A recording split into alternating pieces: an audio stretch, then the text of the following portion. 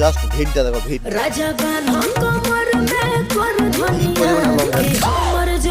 সেটাই দেখা। রামেশ্বর এখন থেকে প্রায় 3 থেকে 4 কিলোমিটার দূরত্ব হবে।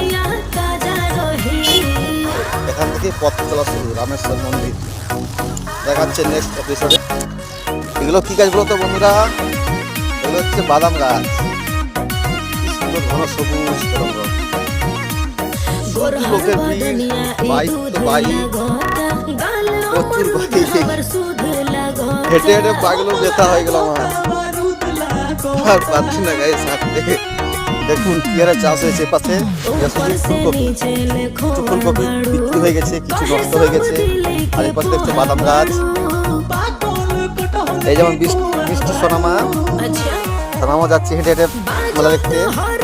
সাইড সাইড যাও।